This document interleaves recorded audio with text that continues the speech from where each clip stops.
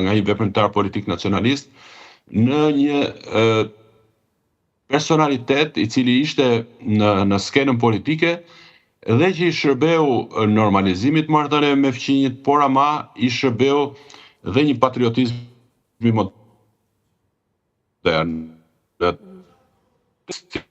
Këtë rilindje për se po flasim, është ai tekst në cilën ai flet për një komunuel të ri kombëtar, komunuel të ri dhe idenë e këtij komunuelti në fakt ose element të këtij propozimi të arbit është një konferencë në cilën ai ka mbajtur për herë të parë këtë referim, është një konferencë e zhvilluar në Durrës nga ana ime, nga ana e 3 universiteteve.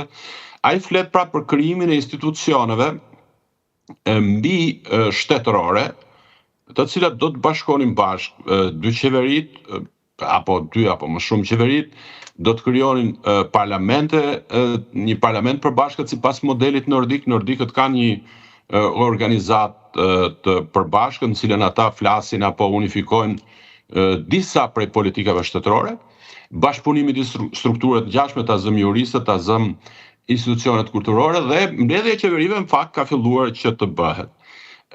Ky lloj institucionalizimi për cilën fliste Arben Xhaferi është në gjykimin tim njëri prej atyre që do duhet ishin motorët e kësaj rilindjes së re kombëtare. Po unë do kisha qejf që të flisim për këtë, domethënë paralelen dhe pse sporti mund të arrijë ose mund të jetë nxitja gjeopolitike e një lloj rilindje kombëtare dhe në vend që të bënim diskutime stush që t'ishin introspektive, të hynim brenda se pse ne se bëjmë apo kush na pengon ne që ta bëjmë, që sigurisht është një diskutim që duhet bërë, por ama të kuptojmë nga të tjerë se çfarë kanë bërë ata në një situatë si kjo. Dhe kur morë Gjermaninë, sigurisht rrie vërtet mendja thua, po mirë, përshkoj Gjermania është një vend humbës. Ne nuk kemi vend humbës, ne nuk kemi komb humbës nga lufta.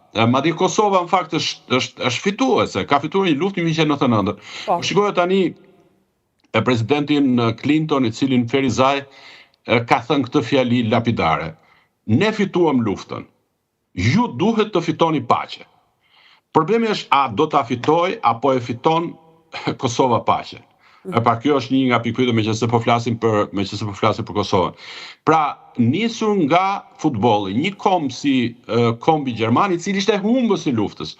E shndroi këtë moment në një moment fitues. Nëse më lejon, unë vetëm do të thoja disa prej citimet shkencëtarëve, sociologëve, autorëve të mëdhenj gjerman lidhje me këtë moment. Njëri prej tyre thotë, kur Helmut Rahn shënoi golin vendimtar, thotë, ishte sikur i gjithë kombi u çlirua nga një barrë e padukshme. Për herë të parë pas shumë vitesh njerëzit mund të ndiheshin sërish krenar për diçka gjermane.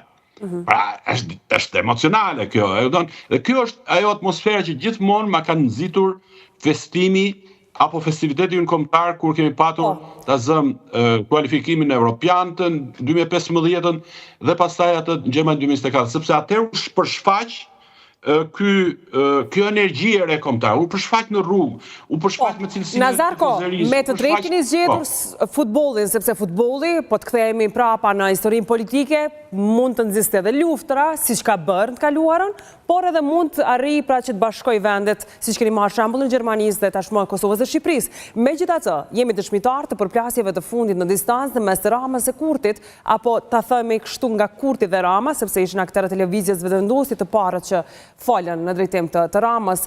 A bëhet në fakt kjo me kastën aktuale politike? Vetëm për ta përmbyllur atë që më thatë për futbollin që mund të zgjisë luftra, po futbolli mund të përdoret edhe për keq. Tifozeria serbe është një nga shembujt kryesorë, është tifozeria përbërë nga ish ushtarak, nga ish ata që kanë bërë luftrat, kriminalët e luftrave në Kosovë, apo në Bosnjë, apo në Kroaci, apo në Sloveni.